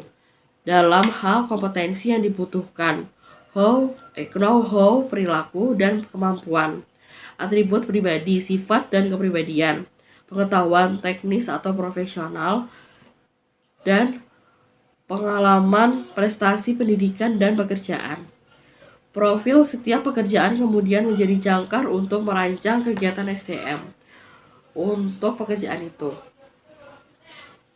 Profil kompetensi atau pemetaan kompetensi adalah proses mengidentifikasi kompetensi utama untuk organisasi atau pekerjaan dan menggabungkannya ke dalam berbagai proses. Untuk contoh, analisis pekerjaan, rekrutmen, dan pelatihan. Deskripsi pekerjaan berbasis kompetensi menyediakan faktor untuk penilaian selama evaluasi kinerja. Kompetensi ini menjadi dasar untuk identifikasi kebutuhan pelatihan. Kerangka kompetensi berfungsi sebagai landasan untuk semua aplikasi SDM. Kompetensi pemetaan dapat memainkan peran penting dalam merekrut dan mempertahankan orang karena memberikan hasil yang lebih akurat, analisis persyaratan pekerjaan, dan menghubungkannya dengan kemampuan kandidat. Ini membantu dan dalam merancang tes seleksi yang sesuai yang tidak dilakukan oleh deskripsi pekerjaan tradisional. Ini memberikan ruang lingkup untuk merancang pengembangan alat dan metode untuk meningkatkan keterampilan karyawan. Pengusaha sering menggunakan analisis pekerjaan berbasis kompetensi untuk membuat profil tersebut. Berbasis kompetensi analisis pekerjaan berarti menggambarkan pekerjaan dalam hal terukur, dapat diamati, dan perilaku kompetensi, pengetahuan, keterampilan, atau perilaku yang harus ditunjukkan oleh seorang karyawan yang melakukan pekerjaan itu. Analisis pekerjaan tradisional adalah pekerjaan sentris. Tugas apa yang harus dilakukan dalam pekerjaan ini? Di samping itu, analisis berbasis kompetensi adalah employee centric atau kompetensi apa yang harus dimiliki karyawan untuk melakukan pekerjaan multi keterampilan. Mendefinisikan kompetensi dan menulisnya serupa dalam banyak hal dengan analisis pekerjaan tradisional. Namun pendekatannya berbeda. Alih-alih menyusun daftar pekerjaan tugas, seseorang perlu memahami kompetensi apa yang dibutuhkan dan bagaimana kompetensi itu akan dikembangkan agar lebih efektif multi tugas. Contoh pemetaan kompetensi dalam gambar 5.5a dan 5.5b menunjukkan contoh peta kompetensi untuk manajer SDM. Seperti dapat dilihat pada gambar 5.5, untuk fungsi, kinerja, dan penghargaan, kompetensi pada tingkat yang berbeda adalah: yang pertama, persiapan penggajian tingkat dasar, pemeliharaan basis data, pembagian hadiah, penyiapan gaji, dan sebagainya. Yang kedua, manajemen catatan dan informasi tingkat menengah, penataan manfaat, paket, mengawasi level 1, dan seterusnya. Tingkat lanjutan menetapkan kebijakan kompensasi pemindaian lingkungan untuk industri benchmarking, menggambarkan pedoman untuk kompensasi, mengawasi level 2, dan seterusnya. Gambar 5.5b menunjukkan deskripsi masing-masing keterampilan.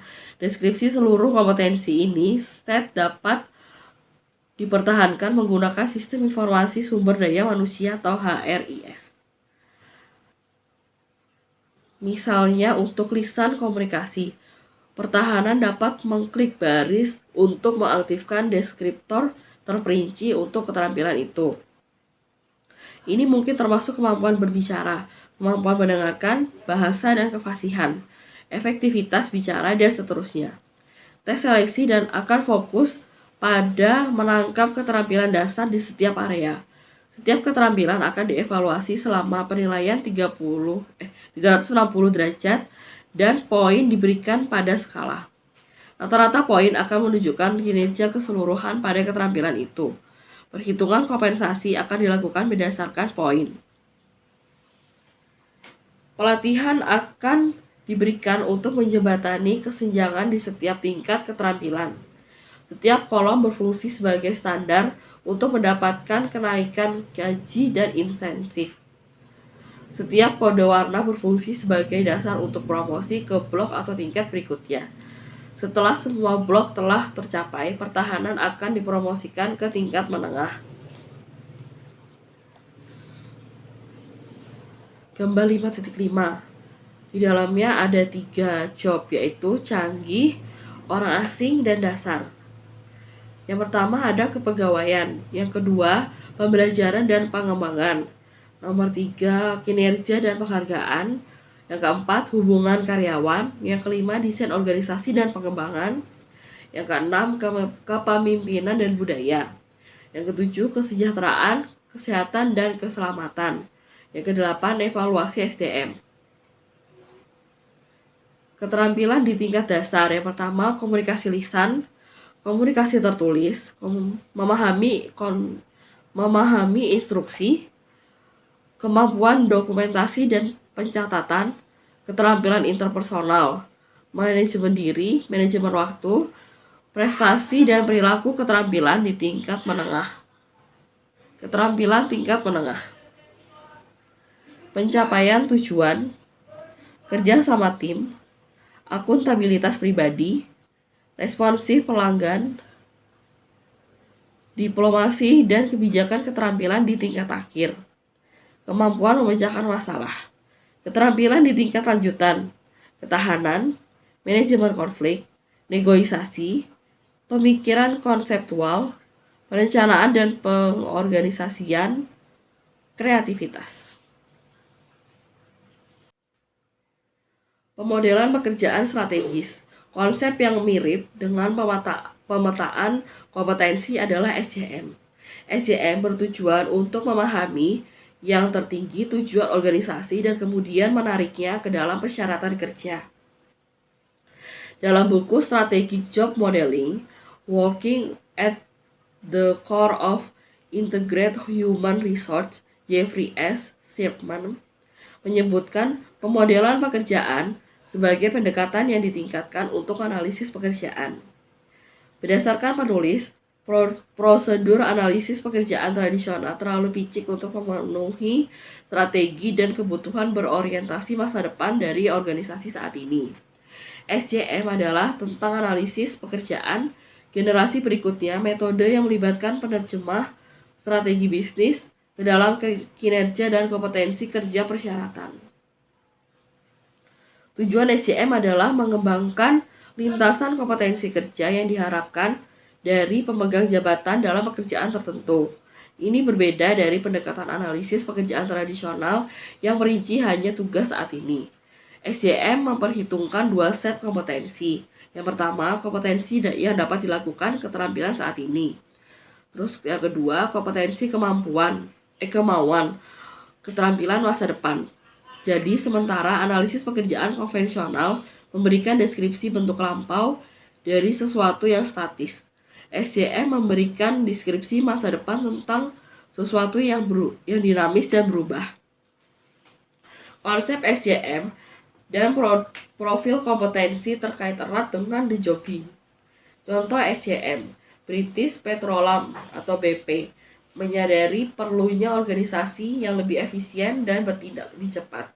Untuk membantu mencapai ini, mereka merasa harus memindahkan karyawan dari tugas pekerjaan yang berorientasi pada bukan pekerjaan saya, sikap terhadap seseorang yang memotivasi mereka untuk memperoleh keterampilan yang dibutuhkan untuk mencapai tujuan mereka yang lebih luas bertanggung jawab. BP mengganti deskripsi pekerjaan dengan matris keterampilan. BP membuat matris keterampilan untuk setiap pekerjaan dan keluarga pekerjaan seperti manajer pengeboran. Tabel pertama, keahlian teknis ada A, B, C, D, E, F, G, H. Lalu yang kedua ada kesadaran bisnis. Ada A, B, C, D, E, F, G, H. Selanjutnya komunikasi dan interpersonal. Ada A, B, C, D, E, F, G, H. Lalu membuat keputusan dan inisiatif. Ada A, B, C, D, E, F, G, H. Lalu kepemimpinan dan panduan. Ada A, B, C, D, E, F, G, H. Perencanaan dan kemampuan organisasi. A, B, C, D, E, F, G, H. Dan pemecahan masalah. A, B, C, D, E, F, G, H. Catatan. A, B, C, dan seterusnya adalah deskripsi pada setiap tingkat keterampilan. Misalnya dalam keahlian teknis A, mungkin membaca pengetahuan dasar tentang penanganan mesin sementara. H, mungkin membaca, melakukan, dan mengawasi tugas-tugas kompleks yang membutuhkan pengetahuan lanjutan dari berbagai keterampilan.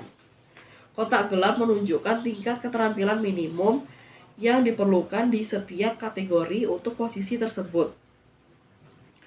Seperti yang ditunjukkan pada gambar 5.6, setiap matris mencantumkan jenis keterampilan yang dibutuhkan untuk melakukan pekerjaan itu, seperti keahlian teknis, dan tingkat minimum setiap keterampilan yang diperlukan untuk pekerjaan atau keluarga pekerjaan itu.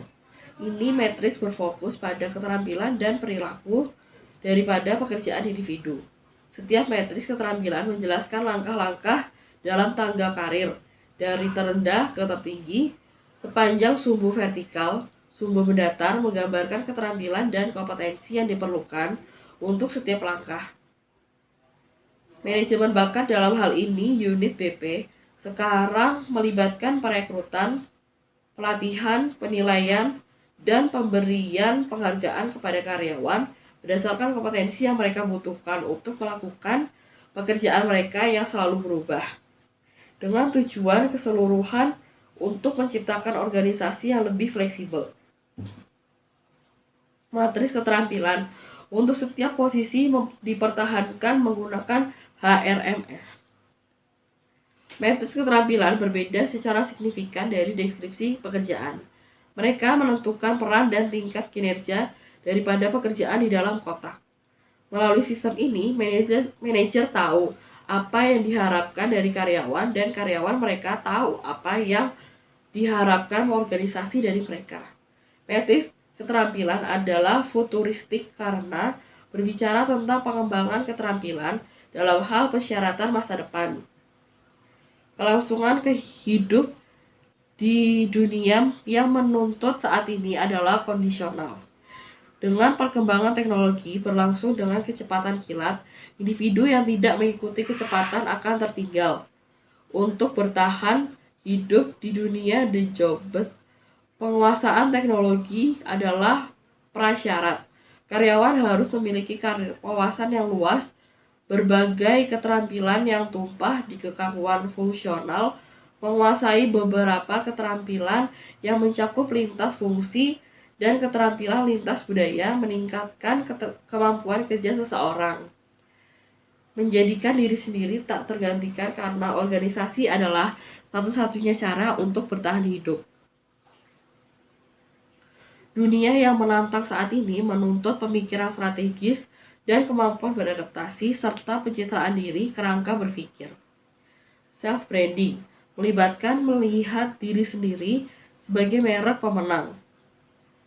Kita perlu mengembangkan rencana untuk menciptakan aset berharga dari diri kita sendiri. Di masa sekarang, setiap orang adalah pekerja kontingen karena pekerjaan setiap orang bergantung pada kontribusinya pada organisasi mereka. Anekdot HR. Seorang guru tua menginstruksikan seorang murid yang tidak bahagia untuk memasukkan segenggam garam ke dalam segelas air dan kemudian meminumnya. "Bagaimana rasanya?" tanya sang guru. "Mengerikan," sembur anak murid anak magang. Sang guru terkekeh dan kemudian meminta pemuda itu untuk mengambil segenggam garam lagi dan memasukkannya ke dalam danau. Keduanya berjalan dalam diam ke danau terdekat dan ketika pria muda itu mengadu-adukan segenggam garam ke dalam danau, lelaki tua itu berkata, "Sekarang minumlah air dari danau." Saat air menetes ke dagu pemuda itu, sang guru bertanya, "Bagaimana rasanya?" "Bagus," kata murid itu. "Apakah kamu merasakan asinnya?" tanya sang guru. "Tidak," kata pemuda itu. Sang guru duduk di samping pemuda bermasalah ini, meraih tangannya dan berkata, "Rasa sakitnya dan kesulitan hidup seperti garam murni. Tidak lebih dan tidak kurang, sama persis. Tapi jumlahnya kita rasa tergantung wadah yang kita masukkan. Jadi ketika kita kesakitan dan memiliki masalah, satu-satunya hal yang dapat Anda lakukan adalah memperbesar indera Anda. Berhentilah menjadi sebuah gelas. Jadilah danau." Kisah ini memiliki implikasi untuk pekerjaan kami. Di tempat kerja, kita menghadapi banyak masalah dan tantangan. Pendekatan sempit untuk bekerja membuat masalah kita tampak seperti garam di dalam gelas. Untuk menangani tantangan sehari-hari ini dengan lebih baik, kita perlu memperbesar perasaan kita terhadap hal-hal. Kita perlu menjadi danau. Kita harus menjauh dari yang sempit konsep kerja ke cakrawala kompetensi kerja yang lebih luas. Berita Grab. Perusahaan memperkenalkan konsep kreatif dalam menyebutkan peran kunci korporat India membuang nomenklatur lama dan kolot demi yang lebih kreatif sebutan yang dipersonalisasi. Di satu perusahaan misalnya, CEO disebut kepala user. Cukup sederhana karena dia mendorong karyawan untuk memberikan barang. Organisasi ini juga memiliki Chief Listening Officer atau HR Head dan Chief Enabler atau kepala teknologi dan juga seorang kepala pemimpin atau strategis. Penunjukan kepala pelatihan diganti namanya menjadi Chief Ability Officer. Perusahaan seperti iKIS percaya dalam mencegah pengeceran etika. Mereka menciptakan jabatan kepala petugas etika, yang tugasnya adalah mengawasi segala jenis penipuan perilaku. Sapien Corporate percaya dalam mengenali individu daripada massa kolektif orang. Ini telah melarang penggunaan kata-kata seperti karyawan, tenaga kerja, dan kepala. "Kami bukan sumber daya atau alat, tetapi aset bagi perusahaan," kata Vice President orang sukses. Definisi pekerjaannya membantu orang-orang di perusahaan agar berhasil. Orang-orang di usia akhir 20-an dan 30-an memang senang dengan mereka. Dalam beberapa kasus, mereka membantu menarik orang untuk bekerja di perusahaan. Orang-orang di organisasi seperti di atas lebih suka gelar lebih aneh yang mereka miliki sekarang. Mereka merasa bahwa sebutan baru itu bukan tentang informalitas. Mereka ciptakan sehingga seseorang dapat mengidentifikasi dan dengan filosofi dan budaya perusahaan di sebagian besar organisasi yang bekerja di lini yang sama. Eksekutif menginginkan gelar mereka untuk menggemakan pendekatan mereka untuk bekerja, bukan senioritas. Ini memecahkan hierarki. Hierarki secara bertahap runtuh di India dan area kerja yang lebih datar, di mana semua orang berada dalam mode aktualisasi diri. Namun, dalam kebanyakan kasus, pilihan penunjukan dicadangkan bagi mereka yang telah membuktikan diri. Karyawan lainnya dapat bertahan dengan baik. Label. Isi inti dari peran diglamorisasi tidak berubah. Perusahaan layanan TI yang berbasis di Bangalore, Mindtree, menciptakan peran sebagai agile evangelis, jabatan yang dipimpin oleh kepala arsitek untuk rekayasa produk dan layanan IT.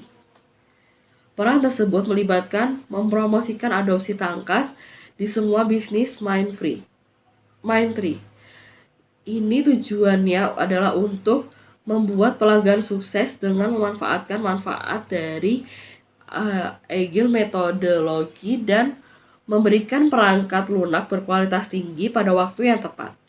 Philips India memiliki 2 jenis sebutan untuk karyawannya. Salah satunya adalah email tanda tangan seperti arsitek atau programmer yang mirip dengan karyawan rekan-rekan di seluruh dunia.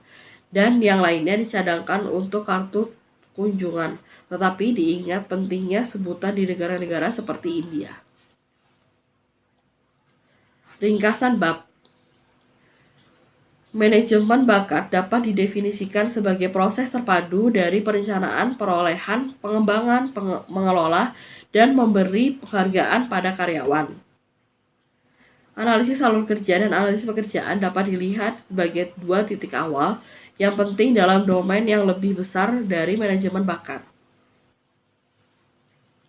Alur kerja terdiri dari pola aktivitas yang diatur dan dapat diulang melalui pengaturan sistematis sumber daya ke dalam proses yang mengubah input menjadi output. Analisis pekerjaan mengacu pada penentuan tugas-tugas yang terdiri dari pekerjaan serta keterampilan, pengetahuan, dan kemampuan yang dibutuhkan pekerja untuk kinerja yang sukses. 2 hasil penting dari analisis pekerjaan adalah deskripsi pekerjaan dan spesifikasi pekerjaan. Pemikiran SDM tradisional menganggap analisis pekerjaan adalah aktivitas statis satu kali. Pada kenyataannya, pekerjaan berubah sehingga memerlukan pergeseran ke arah analisis pekerjaan strategis. Kebutuhan akan daya tanggap telah mengaburkan makna konvensional dari pekerjaan. Di baru setup, pekerjaan berubah setiap hari sesuai dengan perubahan eksternal. Ini disebut melepaskan pekerjaan. Pemetaan kompetensi adalah proses mengidentifikasi kompetensi utama untuk suatu pekerjaan dan menggabungkan mereka ke seluruh berbagai proses, misalnya analisis pekerjaan, rekrutmen, dan pelatihan. SJM adalah tentang metode analisis pekerjaan generasi berikutnya yang melibatkan penerjemah bisnis strategi menjadi lintasan persyaratan kompetensi.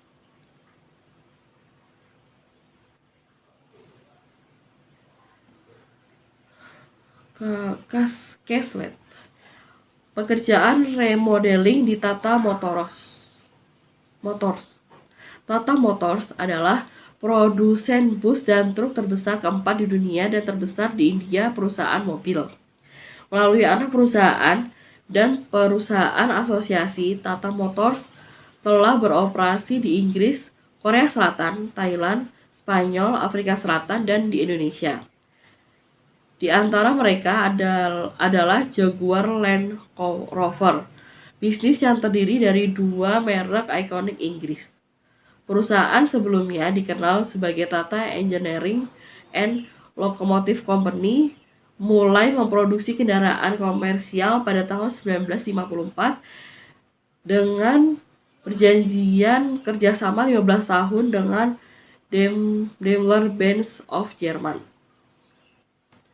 Tata Motors memiliki aspirasi untuk masa depan yang lebih global dan lebih kompetitif, di mana harapan pelanggan akan sangat berbeda dari tahun-tahun sebelumnya. Pada akhir 2010, sebagai bagian dari visinya untuk transformasi, Tata Motors mengartikulasikan strategi sumber daya manusia untuk menetapkan peta jalan masa depan untuk agenda SDM perusahaan. Agenda SDM memiliki jangka panjang dan jangka pendek dan jangka panjang sasaran. Bagaimana mengelola biaya, produktivitas, dan bakat dianggap dalam waktu dekat tantangan SDM. Agenda jangka panjangnya adalah menciptakan budaya SDM yang sejalan dengan yang baru, kebutuhan strategis perusahaan. Agenda ini seharusnya bertindak sebagai mantra untuk semacam turnaround bagi perusahaan. Tata Motors mengalami transformasi organisasi secara menyeluruh. Itu dimulai dengan dokumentasi visi dan misi baru yang memungkinkan orang untuk melihat hubungan yang jelas antara apa yang mereka lakukan dan apa yang ingin dicapai oleh perusahaan. Banyak proses SDM dan sistem ditinjau kembali untuk tujuan ini. Perusahaan membingkai ulang visi dan misinya dan mendefinisikan jenis budaya yang perlu diciptakan mengingat tantangan baru. Membangun budaya itu lebih mudah diucapkan daripada dilakukan. Karena itu, berarti semua subsistem SDM harus diorientasi untuk menyesuaikan diri dengan budaya baru. Penemuan kembali budaya di sepanjang jalur akses, akuntabilitas, fokus pelanggan, keunggulan, dan kecepatan dipandang sebagai prioritas SDM karena terdiri dari mengubah komponen manajemen peta jalan SDM baru. Ini dimulai dengan latihan pemetaan proses ekstensif untuk membandingkan dan menyelaraskan SDM proses dengan praktik terbaik global.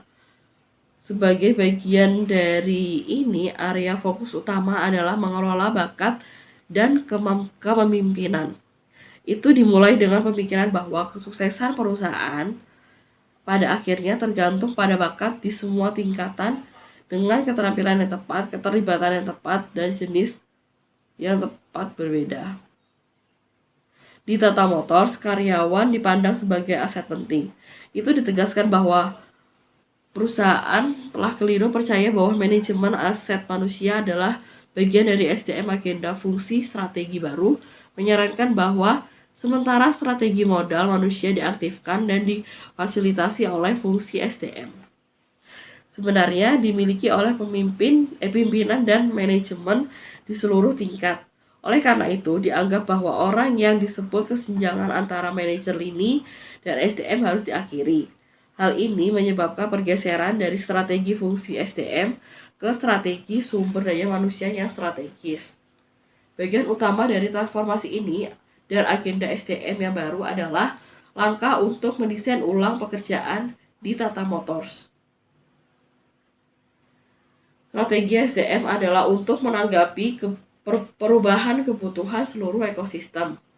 Untuk mencapai tujuan ini, perusahaan mengadopsi beberapa langkah yang berfokus pada desain ulang deskripsi pekerjaan. Misalnya, perusahaan membuat tim kecil dari grup internal profesional SDM untuk mengerjakan agenda SDM untuk dealer dan untuk melihat seluruh kehidupan SDM siklus orang-orang yang benar-benar menyentuh pelanggan akhir.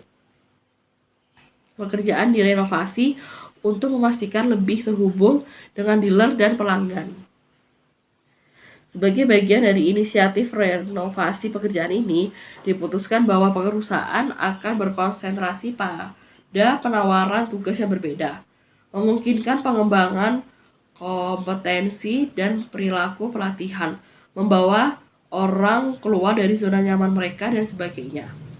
Ini akan digabungkan dengan dengan proyek pengembangan kepemimpinan, yaitu tentang mengidentifikasi pemimpin potensial di setiap melalui pendidikan, pembinaan, dan pendampingan. Fokusnya adalah pada keterampilan dan kemampuan pembinaan tenaga kerja.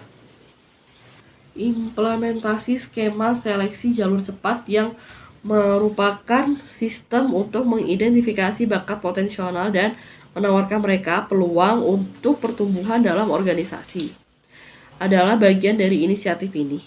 Selanjutnya, skema manajemen bakat perusahaan yang meliputi identifikasi berkinerja tinggi dan berpotensi tinggi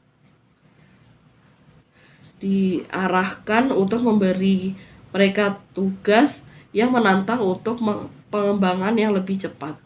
Fakta perusahaan, kinerja, dan alat pembinaan inisiatif berlabuh dalam filosofi bahwa manajer harus menjauh dari menganggap diri mereka sebagai bos untuk menganggap diri mereka sebagai pelatih.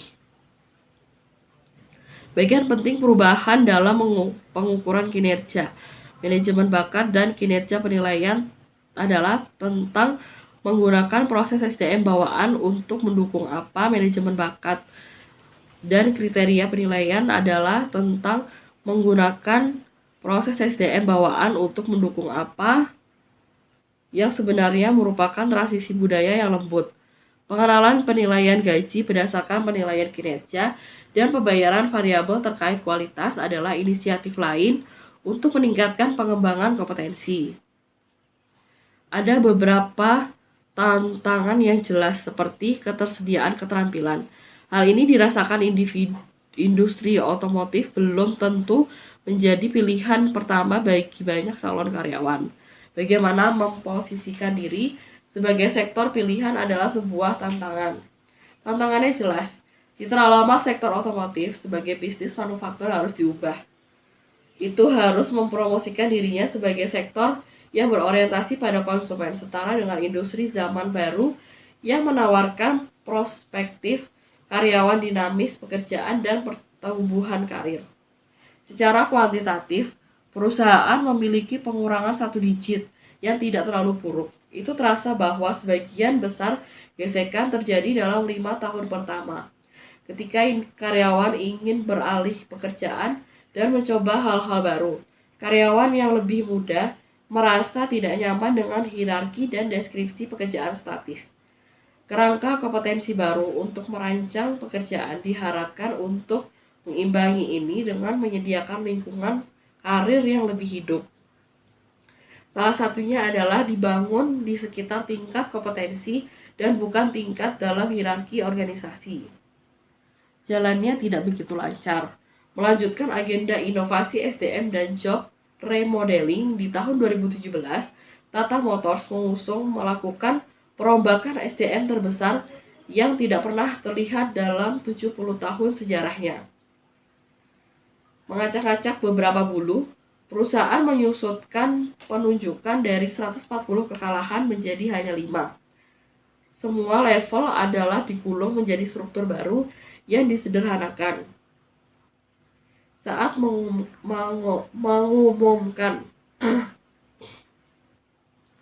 mengumumkan struktur data, perusahaan memutuskan bahwa alih-alih sebutan khusus, karyawan akan dikenal hanya dengan fungsi atau tanggung jawab, misalnya penjualan kendaraan komersional menengah dan berat, dan mereka mengepalai tim hanya akan disebut kepala, diikuti oleh fungsinya di seberang pabrik dan kantornya. Struktur sebelumnya adalah hierarki yang sangat tinggi. Sekarang itu dirancang untuk menjadi datar. Ini adalah bagian dari latihan restrukturisasi organisasi yang diharapkan dapat mengubah organisasi menjadi perusahaan yang jauh lebih ramping dan dengan struktur hierarki yang datar. Tata Motors memperkasai kebijakan tanpa penunjukan dalam upayanya untuk menciptakan budaya bebas hierarki di perusahaan yang akan membatalkan gagasan lama tentang penunjukan dan deskripsi pekerjaan. Ini dilakukan untuk mencapai pola pikir global melalui fokus yang kuat dan berkelanjutan pada keunggulan operasional dan multi-skill. Keputusan untuk menghapus penunjukan dan penggantiannya dengan fungsi khusus dari karyawan dimaksudkan untuk membuat pengembangan kompetensi lebih kuat. Dengan menghapus hierarki hambatan, juga diyakini secara luas bahwa kinerja akan ditingkatkan dan karyawan akan termotivasi untuk membangun keterampilan dalam beberapa domain terkait. Tujuan perusahaan adalah untuk menjadi organisasi yang ramping dan gesit, dengan memberdayakan karyawannya, dengan akuntabilitas yang jelas, kepemimpinan fungsional, pengambilan keputusan yang lebih cepat dan efektif, dan peningkatan fokus pelanggan.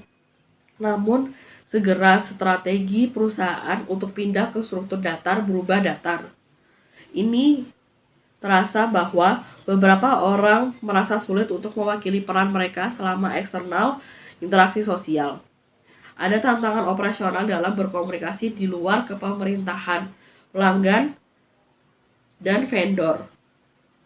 Segera menjadi sangat jelas bahwa tidak semua orang senang dengan langkah itu, dan untuk menjadi karyawan senior yang mengenakan sebutannya di lengan bajunya, penurunan yang tiba-tiba cukup mengecewakan.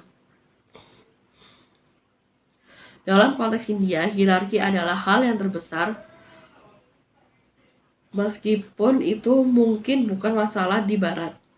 Ada orang yang bekerja selama 25 tahun dan tiba-tiba sebutan mereka setara dengan seseorang yang baru saja bergabung. Jelas mereka merasa itu sangat tidak adil. Orang-orang merasa sangat sulit untuk menerima transformasi radikal semacam ini. Untuk mensiasatinya, Tata Motors memperkenalkan struktur gaji baru yang berjanji untuk memberi penghargaan kepada para pemain terbaiknya dengan mahal, tetapi bahkan ini tidak membantu banyak. Ini juga menjadi tantangan bagi mereka yang akan bergabung dengan Tata Motors dari perusahaan lain, karena hal itu dapat berarti mengorbankan penunjukan superior saat ini dan menerima band penunjukan yang lebih rendah. Dengan demikian, perusahaan harus membawa kembali beberapa satuan. Meskipun non-hierarkis, struktur 5 tingkat sederhana tetap sama. Perusahaan harus mendapatkan beberapa sebutan yang disederhanakan dan distandarisasi kembali ke tempatnya. Disadari bahwa budaya perubahan adalah perjalanan bertahap dan mungkin memerlukan beberapa waktu untuk membuat tenaga kerja peka untuk menerima perombakan pekerjaan sebesar ini. Meskipun tersendat, inisiatif di atas memang membantu perusahaan mendatangkan pemikiran luar ke dalam yang belum pernah terjadi sebelumnya untuk SDM. Kebijakan SDM baru hari ini menjadi tolak ukur dengan yang terbaik di dunia. Secara historis, berbagai praktik dikerahkan di berbagai tata lokasi motors. Perusahaan sekarang menciptakan satu cara Tata Motors. Ini telah harmonis dan peningkatan SDM di perusahaan. Banyak inisiatif SDM Tata Motors telah diadopsi oleh perusahaan lain dari grup Tata juga. Perusahaan dianugerahi inovasi SDM. Penghargaan tahun ini oleh Asia Pacific Excellence Award pada tahun 2017. Tata Motors mengklaim bahwa meskipun ada periode panggilan yang sulit, ada sedikit gesekan karena dibandingkan dengan industri. Situs web perusahaan menyatakan, kami mencoba membuat lebih banyak organisasi kontemporer yang menarik bagi karyawan dari negara, budaya, atau industri manapun. Tujuan kelas dunia untuk talenta terbaik di kelasnya. Perusahaan baru-baru ini dinobatkan sebagai salah satu survei sebagai perusahaan terbaik untuk bekerja di segmen otomotif dan manufaktur. Itu tantangannya adalah bagaimana cara ini tetap hidup. Sekian presentasi pada hari ini. Kurang lebihnya mohon dimaafkan. Wassalamualaikum warahmatullahi wabarakatuh.